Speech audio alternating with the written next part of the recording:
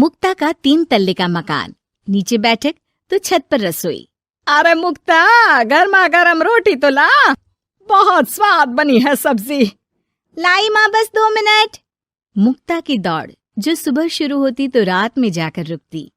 ऊपर नीचे करते करते पूरा शरीर थक जाता, लेकिन माँ, मैं आपके पैर में तेल लगाकर ही सोऊंगी, नहीं तो मुझे नींद नहीं आएगी। अरे जीती रहे बेटा, लेकिन तू थक जाएगी, वैसे भी तुझे 3 तल्ला चढ़ना है अभी। कैसी बात कर रही है माँ जी, मैं तो आज बहुत देर तक सोई थी, तो नींद कहाँ आएगी। सास को कब नींद लग जाती पता ही नहीं चलता। अगले रोज, अरे मुक्ता, जरा सामने ठेले वाले से आलू तो ले आ, 5 किलो पापड़ बना देती हूँ। होली आ रही है, मेहमान आएंगे तो क्या कहेंगे कि इन लोगों के घर तो कुछ बना ही नहीं। माँ, मैंने सब बना लिया है, आप चिंता मत करिए। होली वाले दिन दही बड़ा और पकौड़ों का इंतजाम भी कर लिया है मैंने। सास को लगता है जैसे उसे न जाने कितनी गुणी और अच्छी बहू मिल गई। एक दिन मुक्ता की बुआ सास उन लोगों के घर आती है। अरे भाभी, आपने तो हीरा बहू पाई है बिल्कुल। हर एक काम को ऐसे कर रही है जैसे कि रोबोट। एक हमारी है, 2 रोटी खिला दे तो गनीमत समझो। अरे हम तो बेटे को देख के सोच रहे थे कि कलवासा है, पता नहीं कौन शादी करेगा, लेकिन देखो जय दूध से फपकती बहू आई है। हाँ भाभी, आप तो लक्की हो, लक्की। तभी वहां मुक्ता आ जाती है। क्या बुआ, काहे की लकी, देखो ना कैसा शरीर फूला जा रहा है। अब तक तो एक बच्चा भी हो जाना चाहिए था। अरे हो जाएगा बहू, क्यों चिंता कर रही है। कर्म कितने अच्छे हैं तेरे, तुझे तो जुड़वा बच्चे होंगे, एक बिटिया और एक बिटवा। होता भी ऐसा ही है। मुक्ता को 2 बच्चे एक साथ होते हैं। मुक्ता, जल्दी से ऑफिस के लिए खाना बना दो, मुझे देर हो रही है। हाँ, लेकिन जरा ये छोटे वाले को तो पकड़ लो, तब तक मैं रोटी सेक देती हूँ। मुक्ता सारे घर का काम बड़े ही मगन होकर करती। क्या पति, क्या सास, क्या बच्चे, रिश्तेदार, सभी की जरूरतों का ख्याल वो बखूबी रखती। लेकिन भाई चांद को भी ग्रहण लग जाता है।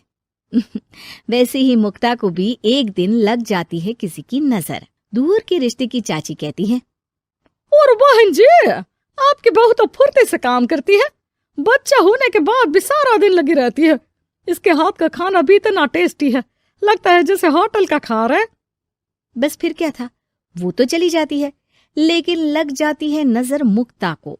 शाम के वक्त, मुक्ता, कहाँ है बहू? हाँ माँ जी, बोलिए, क्या हो गया? बच्चे को सुला रही हूँ। अरे बेटा, जरा चाय तो पिला दे। हाँ हाँ, जरूर बना लीजिए, मुझे कमरे में ही दे देना माँ जी, बहुत थकान लग रही है। थकान है? भगवान, ये क्या बोल रही है, इसके मुंह से तो ये शब्द मैंने आज तक नहीं सुना। अगली सुबह, अरे मुक्ता, आज खाने का डब्बा इतना हल्का क्यों है?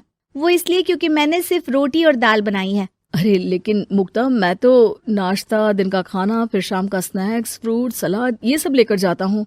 कहाँ है ये सब? अरे कैसी बात कर रहे हैं आप, इतना सारा खाना तो मैं 4 दिन में नहीं खाती, जितना आप 1 दिन में बनाने की बात कर रहे हैं। ना जी ना, मुन्ने के साथ जितना हो पाएगा उतना ही करूंगी मैं। मुक्ता की बात सुनकर पति हैरान रह जाता है। तभी वहां बुआ सास आ जाती है।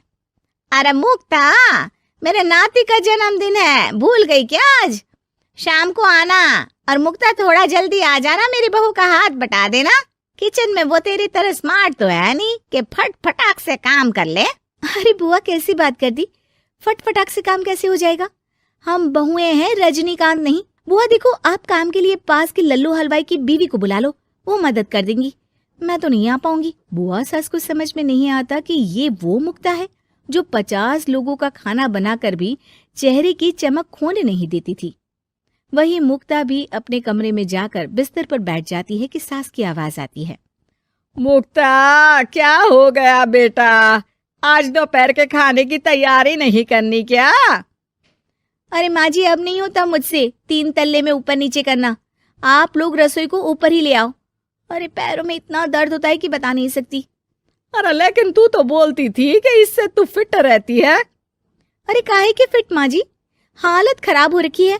कौन ऐसा मकान बनवाता है कि जहाँ सोने का कमरा अमेरिका में है तो खाने का लंदन में।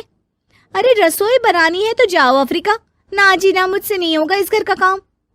मुक्ता की बदली हरकत किसी को समझ में नहीं आ रही थी। अरे ये मुक्ता को क्या हो गया है? मुझे तो लगता है इसकी माँ ने पट्टी पढ़ाई होगी। और ना जी ना, मुक्ता की माँ यानी मेरी समधन तो देवी है देवी।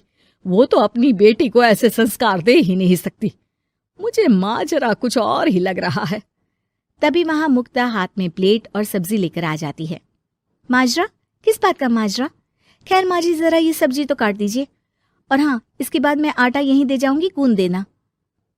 हाँ हाँ, तू एक काम कर बेटा, गैस चूल्हा भी यहीं दे दे, बना भी दूंगी। अच्छा ठीक है, शाम को उसका भी इंतजाम कर देती हूँ। ये बोलकर मुक्ता वहां से चली जाती है। हे भगवान, ये तो वो मुक्ता है ही नहीं। अरे एक बार तो मुझे याद है, मेरे जूते भी इसने मुझे अपने हाथ से पहनाए थे। तभी सास के दिमाग की बत्ती जल जाती है। हाँ, कल वो कालिया की औरत आई थी ना, खूब तारीफ कर गई। उसके बाद से ही मुक्ता ऐसी हो गई है। फिर तो पक्का मान लो कि तुम्हारी बहू को नजर लगी है। एक काम करो, ये लो राई का दाना, दूर से बहू के ऊपर राम का नाम लेकर फेंक कर आ जाओ। जो नजर लगी होगी यूं भाग जाएगी। फिर क्या, होता भी ऐसा ही है। सास जैसे ही बहू पर राई फेंक कर वापस आती है, थोड़ी ही देर में मुक्ता भी आ जाती है। अरे माँ जी, आप ये सब्जी लेकर क्यों बैठी है? ना ना, लाइए, मुझे दीजिए। और चाची, अब तक आपके हाथ में चाय का प्याला नहीं आया। रुकिए, मैं अभी लेकर आई। मुक्ता के जाने के बाद सास चैन की सांस लेती है।